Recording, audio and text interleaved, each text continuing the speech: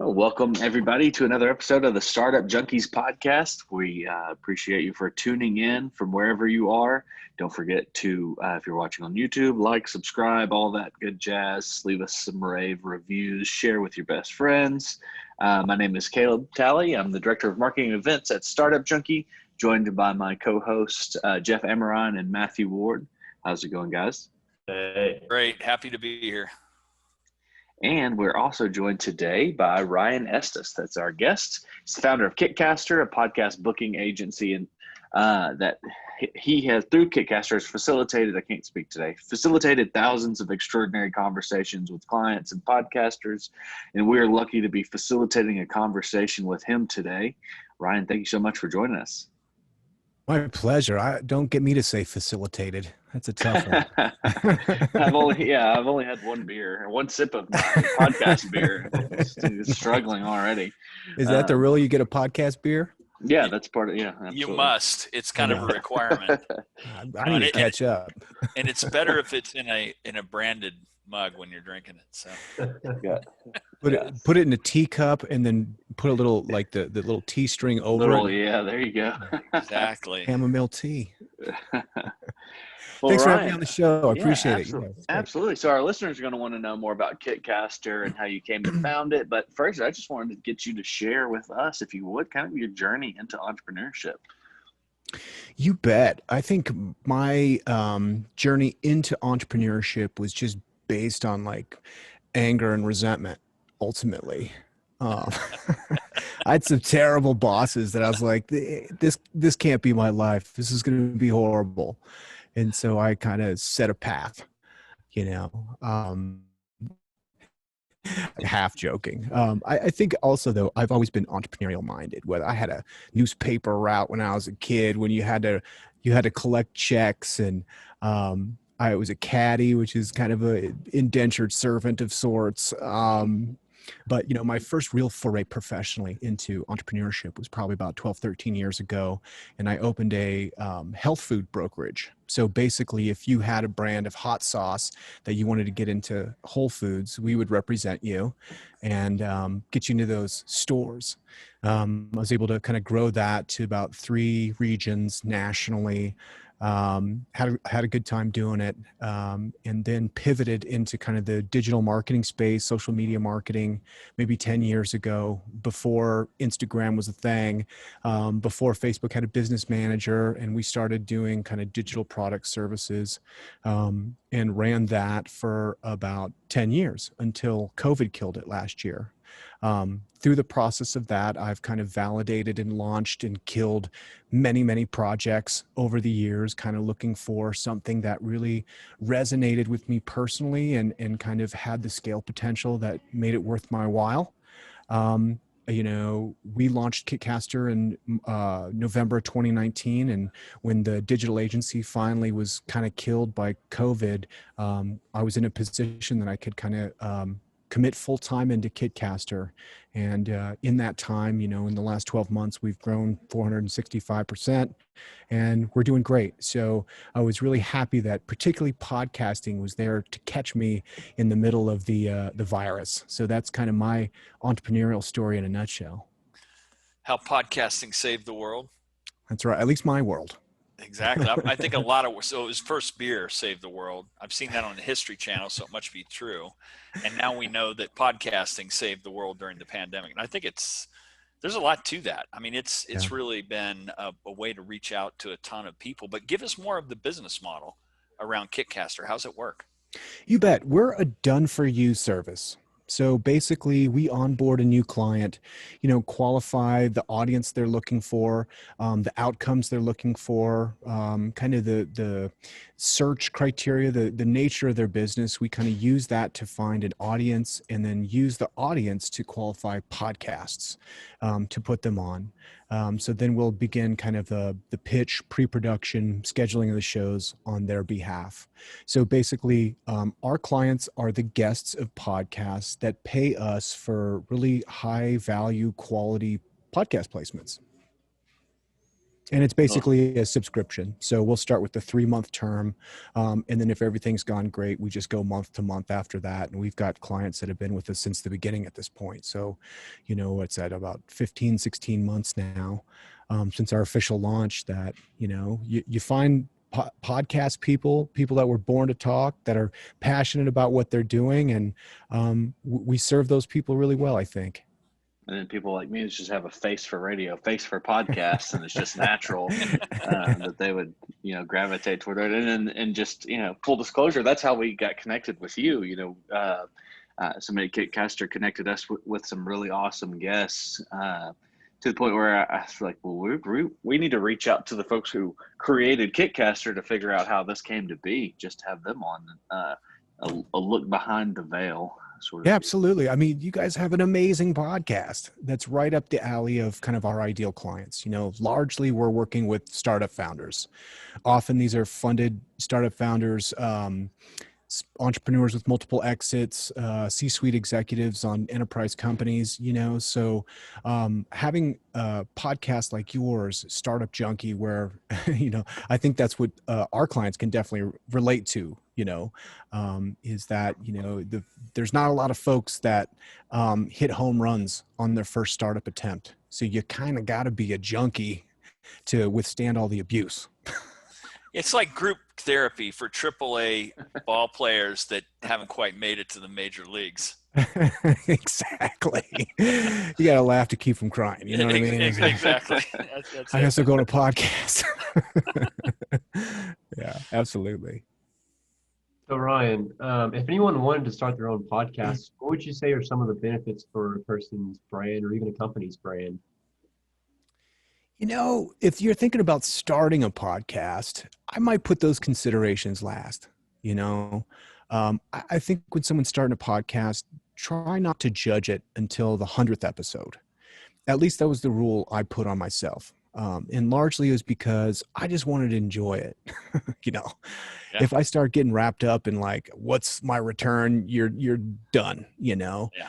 It's there's a lot of moving parts in having a podcast and producing it. And it's hard. It's a labor of love in the beginning, so I think the first thing is like, make sure you love it, maybe record a conversation with 5 or 6 of your friends, publish it, get over those nerves of like, oh, I need to edit everything. I need to do this. I need to do that. Just get it out there. Just get in the habit of publishing content.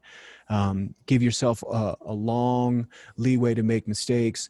And then, for me, I don't know, 100 sounded good, but at that point, then you can start to be maybe critical of your show. Cause you have the emotional fortitude to take that kind of criticism and move forward. Yeah, we had no idea what you're doing. We may still have no idea what we're doing, but when we got started, it was an excuse to drink beer on a Friday afternoon and talk about whatever came to mind. And it wasn't really a realization that it was a thing until one of the guys that worked for us, Chandler Abbott, said, hey, we've had downloads in 100 countries. Now, I think that was like, there was one guy in Belarus, right? So it wasn't like there was a million people in every country, but it was like, oh, people are actually listening to this. This is pretty cool. And it didn't cause us to change much, really. I mean, we just kept doing more of the same. Well, and that's the best excuse to have a podcast. That's why I started. Same thing, to like, let me reconnect with my friends and do what I like doing, which is drinking beer, talking shit. Exactly. If you hit record, it adds a nice intensity or urgency to the conversation, and it's lots of fun. So yeah, that's a good way to do it. And definitely, when you look at those numbers, it kind of validates what you're doing. And to Jeff's point, we kind of realized we had listeners in 100 countries. But after, the pandemic started, and also saw just kind of the downloads we had across the country, and how they, how we could use that as a vehicle for reaching people, just to the point you were making earlier in the pandemic, reaching people that we couldn't, because just some insight and subject. We have traditionally 200 events a year, entrepreneurial related events. And we weren't reaching those people in our community in the same way anymore. So it was an avenue for that. Totally. I mean, critical, it was interesting to see early on, podcast statistics for whatever those are worth. But generally, podcasts has been on this big upward slope, 17+% a year, and it's slowed down to about 7% of growth. And I think that's largely because people weren't listening in their commutes anymore. But I think the value, kind of what you're speaking to, of podcasts went up exponentially because, especially like now, like the loneliness of COVID has been brutal. I mean, in the beginning, you had kind of the, oh my God, we're all going to die. And God respect the dead. And some folks have definitely lost people and for sure. But even, larger than that, there was kind of this feeling like, oh my God, is this going to smoke, 33% of the world or whatever. And it turned out not to be that, so there was kind of a collective sigh of relief. Everybody was able to like social distance, wear the mask, do the thing, and feel safe. But now being 12 months into it, especially in the winter months, the feeling of like that isolation, maybe just for me personally, seems to like sink in. And it's like, it's hard. You forget how to socialize with people. Maybe you lost contact with some of your friends. It's been 3-4 months. And so having podcasting, hearing other guys that are hanging out or like having conversations that you can't participate in, to me is unbelievably important to kind of keep that loneliness at bay, just enough for the vaccinations in spring and summer and like to kind of ease back into socialized reality again. So yeah, I think podcasting was there for a lot of people during COVID. We saw that with our clients being founders, CEOs, where they've got marketing departments and they have sales departments and they have fulfillment departments and they're all working remote. And where really is now the opportunity for founder CEOs to lead, because everybody's everywhere. What are you going to do, a Zoom all the time? You don't have that. So podcasts, going on your show, for example, gives them opportunity to lead from the front in a time when there wasn't a lot of opportunities for that. A lot of the podcasts I listen to are comedy podcasts, and all these comedians lost their major revenue stream, and also all their social interaction and their crowds. They can't tour, they can't perform, musicians. And it was like podcasting was just enough maybe to help them as they kind of transition back out of this. Great point. I'm curious what your take is on, I know that you mentioned comedians, and this is just an observation. I've seen a lot of that, those folks gravitate towards stuff like Clubhouse to just kind of that be their lane during this time when they can't be on stage. Do you see Clubhouse being a threat at all to podcasts? Not a threat. I mean, it kind of opened up a whole new genre, what they're calling social audio, because Clubhouse was one, but Twitter's got one coming, Facebook and LinkedIn, pardon me, all have their own social audio going. Which I think is really cool. I think it bolsters the strength of podcasts in audio first formats as being a standalone thing. It's not a placeholder until people start streaming on video. Streaming video is for some folks, but for others, it's just not. And so Clubhouse really demonstrated that. One, people have a hunger for audio first content, where I think that I wouldn't think it was a threat, is just because of the live nature of it. People telling me I got to tune in at a certain time. It's like, oh man, I'm an old man. I got my own agenda. I'm not tuning in. When do you want me to? Forget about it. So I think it'll be interesting. I think the other success that you see from Clubhouse is kind of the traction and fun you can have before all the, mouth breathers get there. Not that like they haven't had their share of jerks on the platform and in controversies and stuff. But when the hordes and masses of the zombified population get into Clubhouse and start just trolling everything and it goes to hell. I think then you lose kind of the value, where podcasting not being wide open like that, it is to subscribe, but not to contribute. Kind of keeps some of keep the trolls at bay. Keep the trolls at bay. Yeah. Some of the less savory aspects of the internet, you can kind of like ignore them if you're not on Twitter or whatever. So yeah, Clubhouse was cool to see kind of come up. I never really, I listened to some stuff, and but it didn't really strike me as anything for me personally really exciting. We go back and forth sometimes about what's the appropriate length. We're concerned people have short attention spans. If we drone on for 45 minutes or an hour, we're going to lose a lot of the listeners. Doing this as a professional, what's your take when you advise people? What do you tell them about the ideal length of a podcast?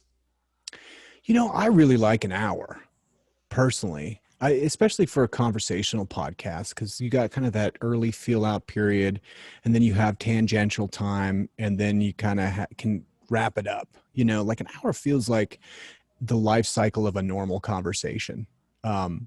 If it's more kind of like a hard hitting interview type thing, hard hitting, then, it's shorter and you can have kind of specific answers, but, like I was saying, like I like comedy podcasts, and those tend to just like, you kind of lose track of time, and also you lose track of attention. So if you kind of zone in of them, zone out of them, it's not information dense that you feel like you're losing something. It's just like, take it or leave it, These are not, if you're going for an hour, that's not for the Adderall crowd studying. Yeah, exactly. I mean, after they've had their, their fourth Red Bull and they're jacked up on Adderall, they're good for about 3 minutes, and then they're off to the next thing. They'll see a 60-minute episode. They just listen at 2x speed. They're like, okay, I can handle it now. It's funny you say that, because being somebody that has lived a lot of my life in the South, but is from other areas, if I get somebody on any kind of digital media that has a traditional Central South slow cadence, I'm listening to a 2x every time. And it's not because I don't want to hear what they have to say, but I really want to listen to them like they're from Jersey, not like they're from Jackson, Mississippi. So anyway.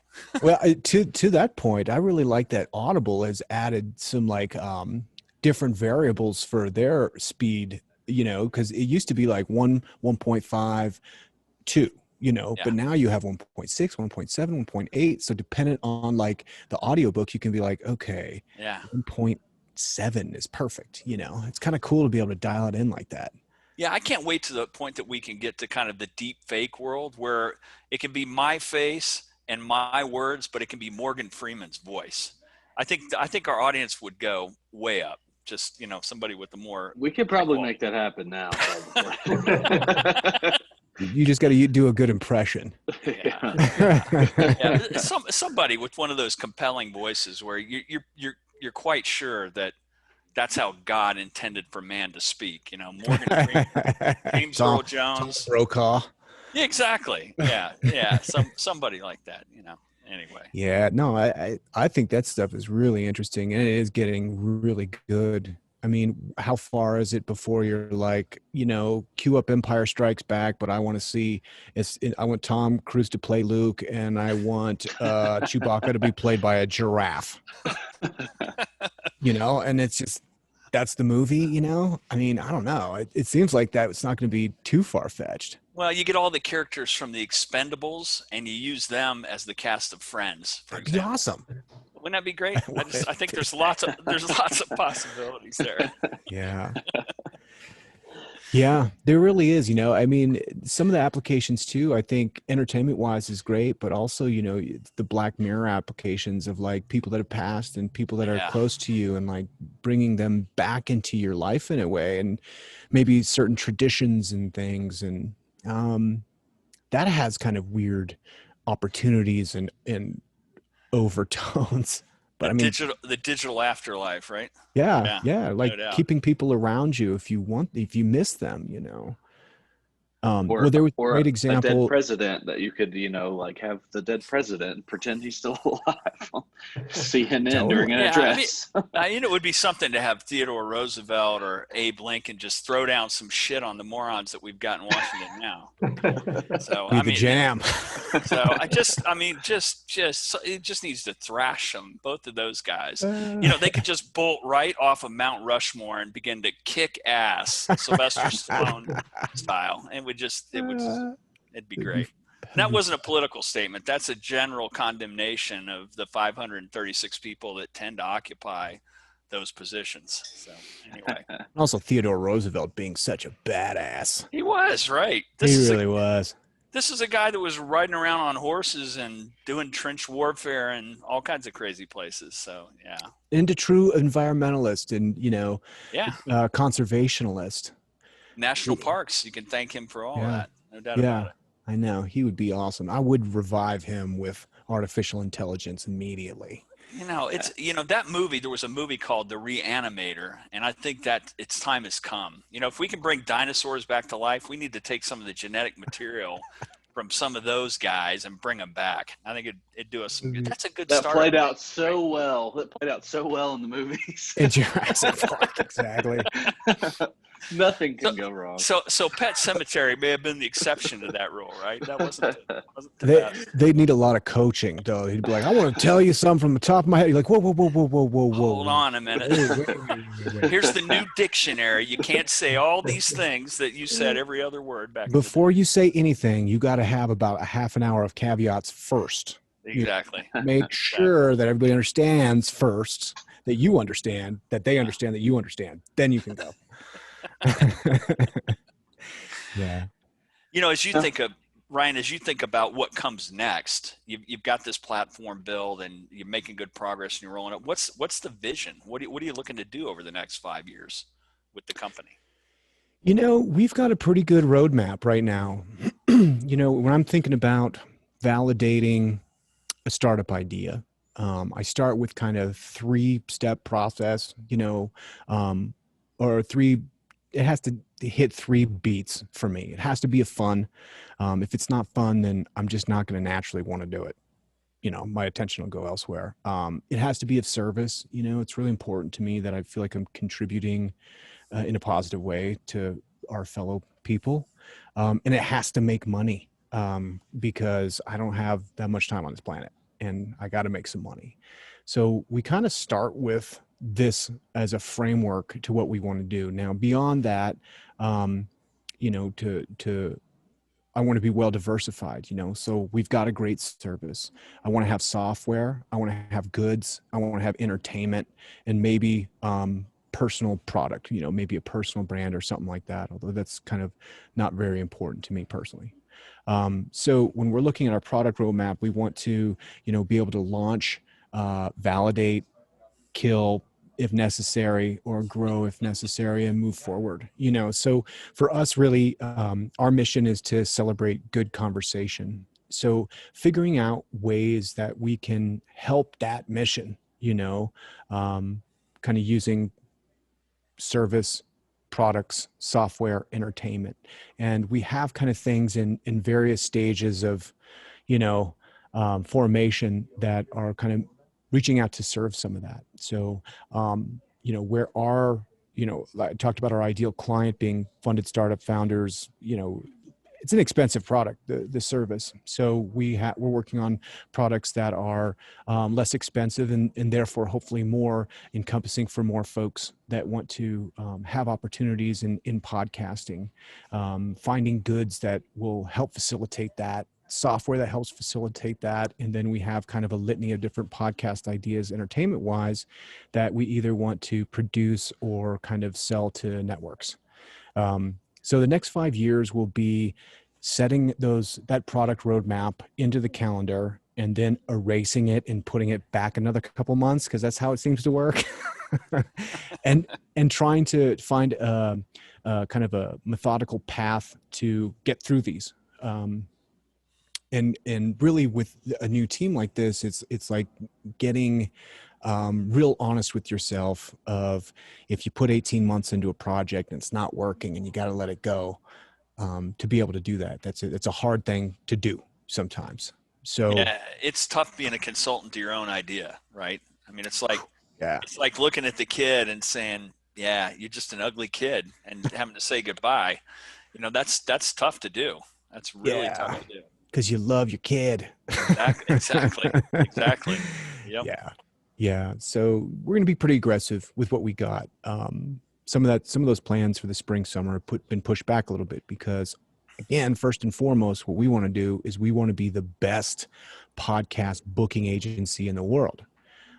So exploring what that means, and sometimes that means like pulling back on new projects and stuff like that, and saying, let's make this bulletproof. Because we have kind of a three-sided marketplace. We have clients, we've got podcast hosts, and we've got our team, and all three of those relationships that we have with those three segments are really important to me personally. Like I want everybody to feel really valued and really excited about what Kitcaster does in just like kind of a dramatic way. So, making sure that our core offer is the best in the entire world is going to be probably what our next 3-6 months look like. Are you able to go deep on the backside of the situation with a client where you can say, this is the ROI, these are all the things that we could tell from the analytics that you're getting based on the placements that we've done? Have you developed that part of the business? No, but I wish somebody would. I looked at it and it's so contextual and nuanced that it just doesn't fit great on a spreadsheet. Yeah. It's like, so, the return on podcasting is there. I mean, it's demonstrable, and we've got a bunch of case studies, but it's pretty squishy, Yeah. Really, it's going to be like, if this is something you like to do, you're going to find 1,000 reasons to do it, but if you're just not really averse to it, then it's probably not a great spot for you. If you're an entrepreneur trying to find your first 100 clients, this is not for you. Right. Like if folks tell me they come in, hey, all we need to do is sell widgets, we're just looking for lead gen. It's like, well, Kitcaster doesn't use podcasting for lead gen. We use Google ads and Facebook ads like everybody else. We definitely see leads from podcasting, but we just consider that the cherry on top. We're going to use podcasting and drive return in different ways. Yeah, I mean, it's kind of an important component of overall brand image development, I would imagine, right? I mean, particularly if you're authentic, if you're not coming on there with a bunch of contrived stuff that you're saying, it can be helpful, because I think it's a helpful component, but a lot of it seems would be left to the client or to the business to use that podcast that they were on through their own channels and their own devices to promote whatever it is that they want to promote. Absolutely. Yeah, totally. If you have 100 people in various stage in your pipeline and they hear a podcast and it helps them convert the sale faster than they would, that's worth it. And especially, we're talking about startups. Like if you're a B2B SaaS company and the standard brand image of a B2B SaaS company is something that's totally scraped and sanitized and it looks clean and mechanical, and you put your competitor right next to you and it's like, oh, they're a little more green than us and we're a little more blue and maybe we should change to slightly purple, but everything is kind of interchangeable, that there's not a lot of texture there. There's not a lot of human element. So if I'm thinking about like which SMS company am I going to use for my digital market or my phone marketing, it's like we got 20 different choices. The founder comes on and gives a great case, perhaps some technical aspects, maybe some benefits of the tool itself, but really maybe he has a little bit of personality and his backstory resonates with you, your entrepreneurial journey, what you've been through. You're going to go with that guy just because he's got more of a human connection. So I think for B2B SaaS in particular, where it's pretty sanitary, like here's a great way to add a human component to your product that's also fun and like helps you develop kind of your story personally and professionally as you're doing it. So yeah, I think it can be super beneficial for sure. Ryan, you mentioned those three sides earlier. What are your thoughts about adding a fourth side with sponsors being able to connect them with podcast shows? Sponsors for like advertising? Yes. We're working on an advertising product. Yeah. I mean, at podcast advertising is like, man, you want to talk about a lot of moving parts. It's a beast. But you see, like, there's been a couple acquisitions, like Libsyn just made a big acquisition. What was it with popcorn? And yeah, I mean, there's a lot of opportunity, with podcast advertising. That project kind of moved back a little bit with that recent announcement from Apple. I don't know if you guys followed this, but they moved from calling their people's subscribers to followers. And the implication is that subscribers through Apple, when somebody would subscribe to the podcast, it automatically downloaded 3 podcasts and then counted towards that audience size. And then every single podcast counts as a download through Apple. And none of the other podcast players do this. They just count the actual streams every time somebody hits play. But of course, we know that people that subscribe through Apple Podcasts, they're not necessarily listening to every single one. Maybe it's every third, maybe it's every fourth, maybe it's every 10th. But what's going to happen is that Apple is alluding to the fact that they're going to start counting streams as opposed to downloads. Now, the entire advertising business, as you know, is based on a CPM, so cost per mile or cost per download. So, you know, if these podcasts are talking about, hey, I have an audience that's 80, 90,000 people that's validated through Apple Podcasts, and Apple destroys 3/4 potentially of their audience, what's going to happen to the advertising model? Are they going to triple their prices? That's not going to go over well. Are advertisers of podcasts and be like, oh, you mean all this time that it was a fraction of the size? So in my opinion, there's some growing pains that podcast advertising needs to go through before like I get involved. Because I don't know how it's going to wash out. And that's kind of playing out right now as we speak. So I guess I'm going to ask a question that kind of it'll tee up Jeff, I guess, for our landing the plane question. You know, as you mentioned, Kitcaster wasn't exactly your first venture. And I think any entrepreneur worth his salt has closed the book on a project or two before they've kind of grown with what their most successful project. For those listening that are getting ready to embark on that entrepreneurial journey, can you speak to that experience, what it's like to close the book on another project? Yeah, it's really painful and really hard. I think people fall in love with their projects. You know, part of my digital marketing agency is we did a lot of crowdfunding campaigns. And so we were really successful at that. We raised millions of dollars for a bunch of different Kickstarters and stuff like that. And we got to be a little selective, you know, saying like, we want to do this project. We don't want to do this project. So interviewing a lot of entrepreneurs, inventors, people that were massively passionate about their product. And you look at it and you're like, bro, that's a terrible idea. Oh my God, how you spent your entire life savings getting this far? Oh my God. It's hard. So your first time startup, first time entrepreneur, go sell the product without making the product, which is something kind of Tim Ferriss did. You can start out with your idea, lob it over to your friends and family. If they're like, yeah, it's great, be like, cool, pay for it here. If they don't pay for it, you don't have a good idea. They're just being nice. If they do pay for it, awesome. That's a great start. You know, now go find somebody you don't know. See if they'll pay you for it. If they'll pay you for it, okay, go build the product and deliver on it. But if you can't sell it before it exists, if you can't actually collect money, it's not there yet. So these are hard things. I think it's hard for me, largely because I think the thought is so intoxicating about a new idea. Like, oh my God, there's a new purple basket that the world's never seen before. And now your day's filled with daydreaming about different aspects and how you're going to find the perfect influencer for your purple basket. And you're going to sell millions.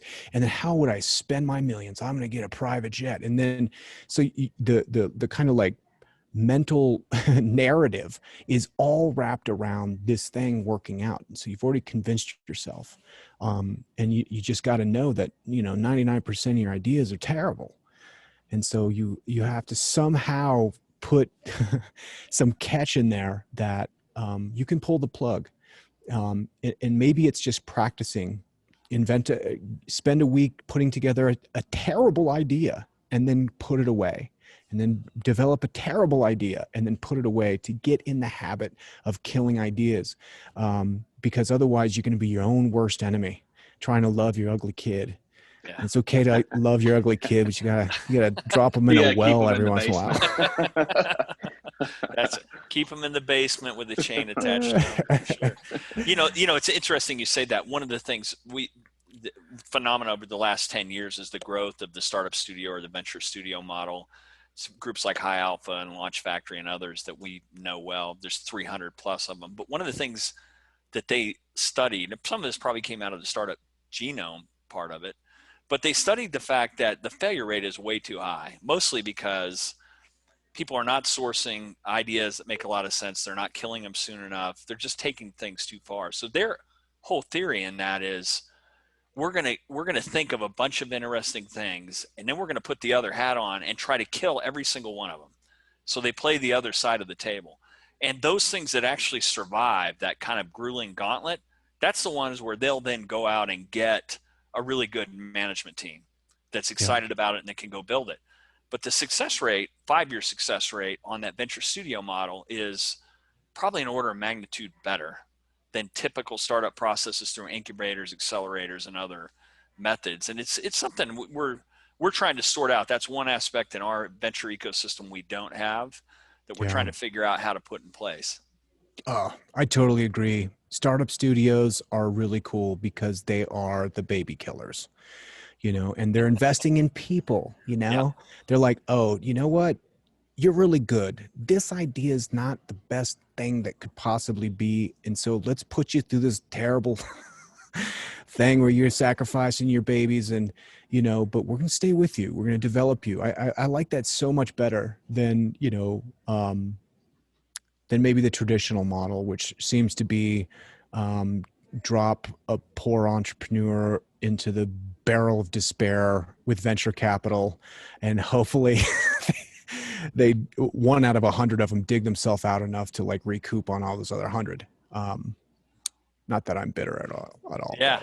Yeah. Somebody once said it's not portfolio theory, it's portfolio law. And I'm a pretty active early stage investor, and that's validated. If you place 10 bets, you're going to have 2 or 3 of them that are absolute zeros.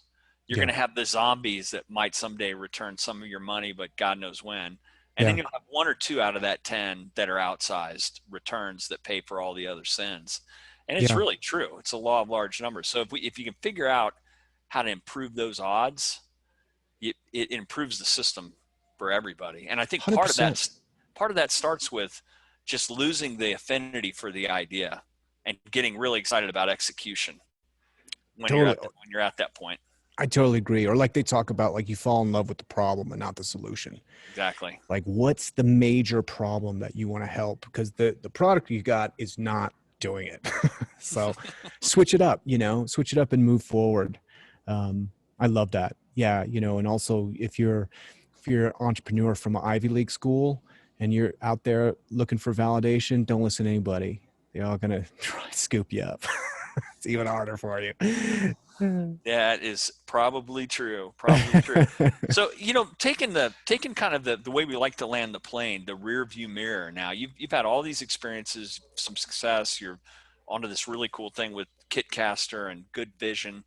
If you knew 10 years ago what you know now, what advice would you give your younger self? If you could get in that time machine and go back and give yourself some tips, what would that be? Oh boy, man, I wish there was a way that I could have got to where I did faster. I just don't know if there was. I had to go the hard way, It's what my dad called wall-to-wall counseling. Don't think too hard about that. He was a great guy, but he used to joke about that kind of stuff. Yeah, if I was to go back then,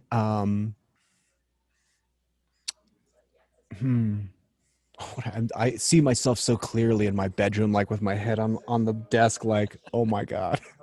I think it would be trust your ideas. I had a bunch of great ideas for products back then that just seemed out of reach. 10 years ago was also a different world technologically. Developing a product, an app, it required venture capital or, $250,000 just for MVP. It's a lot different back then. So I'd say trust your ideas. They're good. Oh, that's good. That's good. Well, listen, the audience that we have, I know a lot of them are going to be interested in what you all do. What's the best way for them to find out more about Kitcaster and you, for that matter?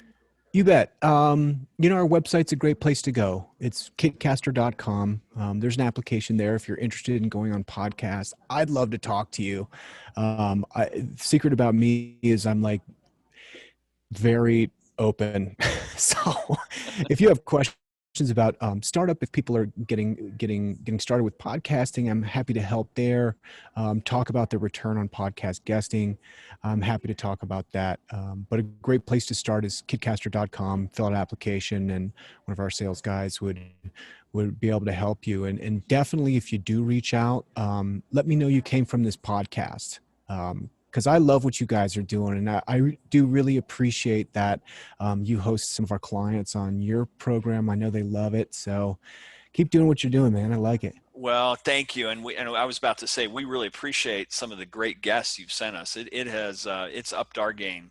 I mean, it's some of the guests you've sent us actually make it look like we're credible, and that's awesome. Some of them are scary. I know. I talk to these people. I'm like, whoa. Hey, thanks again for coming on, Ryan. We appreciate it. My pleasure. All right. Thank you guys so much. Take it easy. You bet. See ya.